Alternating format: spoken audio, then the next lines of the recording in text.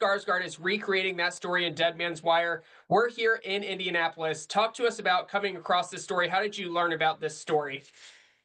Well, thank you for having me. But yeah, no, the this story was news to me. Like I had not heard of it before the project was submitted to me, and yeah, quite a big story. I wonder how, like, do you know this story? Is it a big story in Minneapolis or? Well, I'll tell you, it's a huge story in Indianapolis, but I'm 34 years old. This happened quite a few years before I was born, but I researched this story. My station has covered this story extensively. We've Oh covered the wow, death of Dick Hall, and oh there's wow. just been so much coverage on this, and I learned all about it watching the movie as well. Talk to us, like, what is the premise of the story for people who also aren't aware?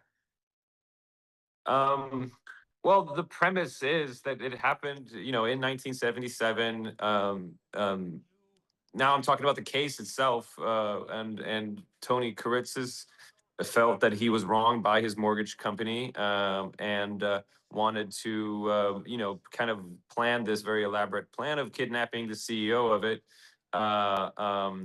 and couldn't get the CEO because he kind of ditched him, so ended up kidnapping the son, Dick Hall, and kept him in his apartment for 62 hours until the sort of finale of how it was nationally broadcasted, with Dick being, having a wire around his neck with a loaded shotgun, and Tony Kuritzis gets to scream and plead his case for a good, 45 minutes or so. And everybody could tune in that in any given point, that trigger could be pulled. So yeah, that's the story.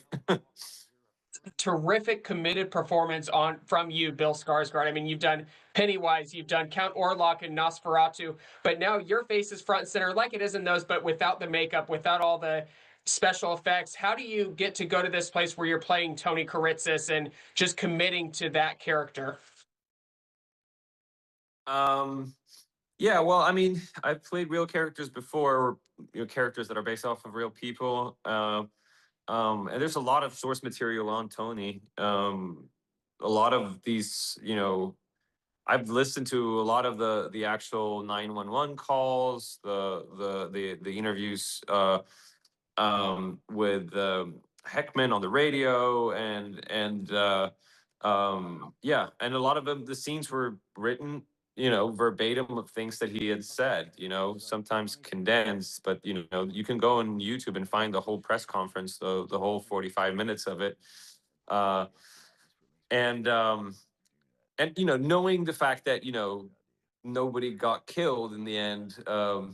So watching it from afar, there's something quite bizarre and almost funny about it, or about Tony at least. It's very bizarre. So the real guy, um, was really, I don't know. I was quite fascinated by him, and then, I wanted to do justice to him, or channel his idiosyncrasies the best I could. We don't look much alike, but I think I could tap into his sort of emotional register, for the role, and and yeah.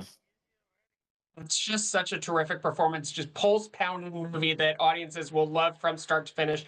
Dead Man's Wire in theaters nationwide, January 16th. Bill, thank you so much for your time.